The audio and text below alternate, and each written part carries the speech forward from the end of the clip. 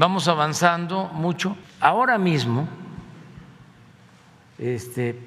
¿por qué no vuelves a informar sobre en los estados donde está el IMSS Bienestar, cómo se está incrementando el número de consultas y de atención a partos y todo? En estos casos, en donde las consultas de medicina familiar prácticamente no existían, porque la medicina familiar es parte del modelo histórico de la seguridad social en nuestro país. Son médicos especialistas, los médicos familiares, no son médicos generales, que pueden ver una amplia gama de padecimientos y que hoy incrementaron en 23% sus consultas. Este tipo de consultas eran las que en el Seguro Popular o no existían, o simplemente no existía ese servicio, o efectivamente se iban al medio privado. En el caso de las consultas de especialidad, peor aún, porque en las zonas remotas estas consultas de especialidad están generalmente en las áreas de consulta externa que existen en los hospitales, en los consultorios que están en los hospitales, no se atendían con médicos especialistas tampoco, eran consultas de medicina general. Con el programa IMSS Bienestar hoy se tiene cobertura para que la gente pueda ir a la consulta de especialidad, no solamente en las especialidades troncales que hemos detallado, ginecología, pediatría, medicina interna, ya también trauma y ortopedia o cirugía, sino en muchas más especialidades, cerca de 52. Esto también era lo que o se cobraba en las cajas del Seguro Popular o se iban al medio privado o simplemente no ocurrían esas consultas de especialidad y entonces se tenía que esperar a que ya el estado de salud fuera deteriorándose y quizá tuviera que haber una intervención de otra naturaleza. Y las cirugías exactamente lo mismo. Entonces, este incremento de cirugías que no fueron al medio privado en estos 9 estados en donde estamos avanzando, demuestra que con la eficiencia de los recursos y con verdaderamente una intervención que atiende la salud no como una mercancía ni contabilizada solamente de manera financiera como era con el Seguro Popular, se puede hacer más con los mismos recursos. Pero además de eso, el gasto que planteamos aquí de más de 5,000 millones de pesos solamente para la adquisición de equipo que no se había adquirido en muchos años y para la rehabilitación de unidades que no se habían rehabilitado ni atendido durante muchos años, pues es lo que permite tener esta productividad. 3 elementos contribuyen a que se tenga la necesidad de seguir invirtiendo. El primero es los 30 años de desatención a la atención primaria de la salud.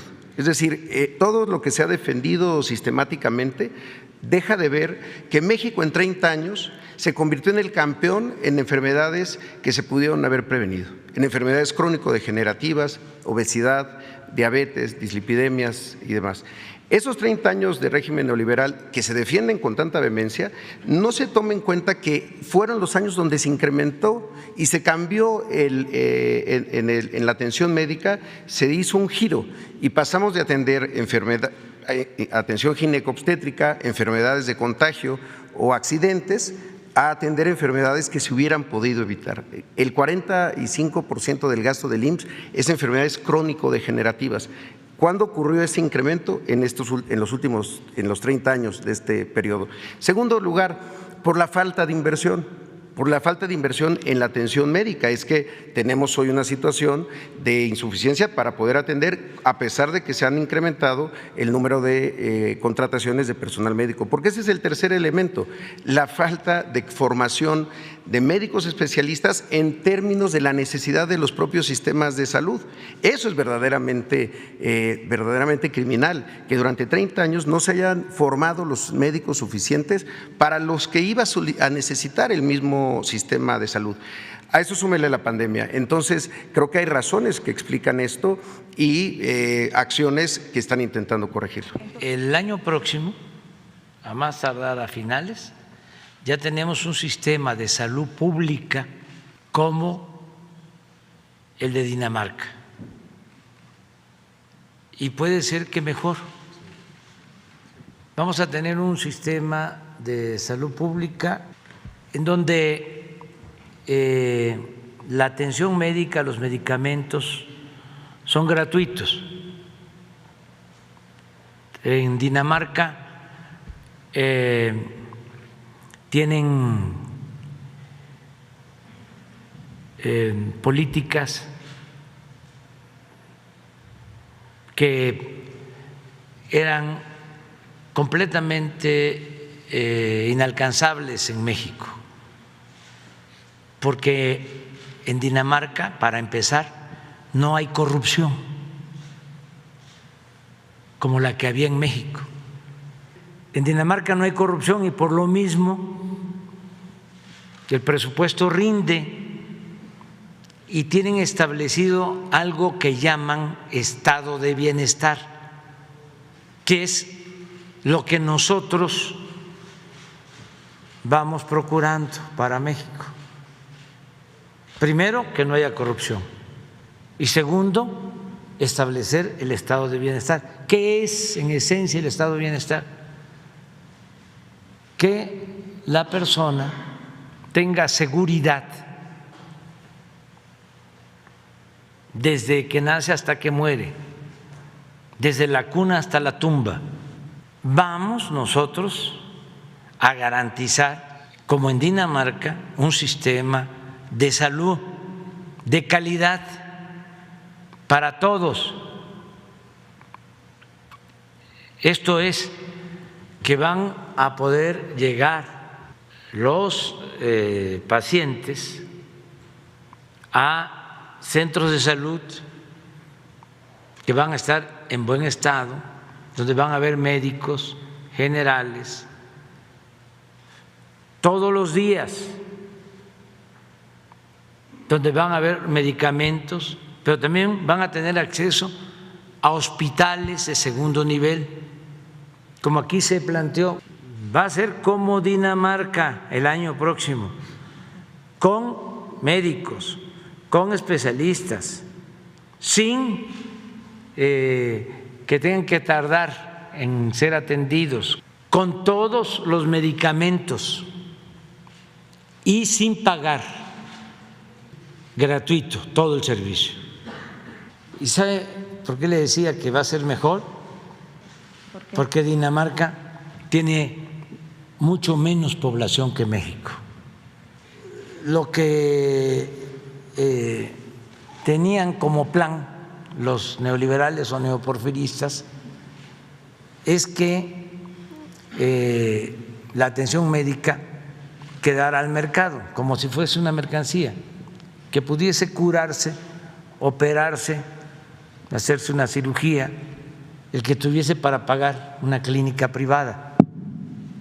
Ahora no, ahora se va a garantizar el derecho constitucional a la salud, lo que establece el artículo 4 de la Constitución. Entonces, ¿para qué vamos a fijar cuotas si ya, a ver, pon por favor nada más la tabla de los hospitales por los 26 millones que estás hablando, que acaba de poner, que explicar Zoé? Te voy a dar un ejemplo de cómo va a ser, para que cuando nos volvamos a encontrar aquí, porque esto lo vamos a estar tratando cada 15 días aquí. Esto.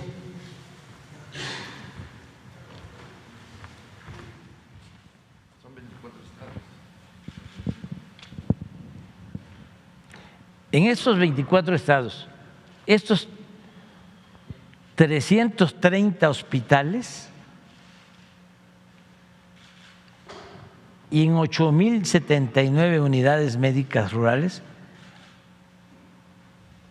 sobre todo en estos hospitales, ya no hay caja registradora. Se quitaron. A ver, pon la otra lámina. No se cobra. Entonces, ¿para qué vamos a fijar tarifa? El que tenga posibilidad de hacerlo y quiera ir a un hospital privado, lo puede hacer. Este es un derecho, pero el estado de bienestar va a garantizar el derecho a la salud gratuito.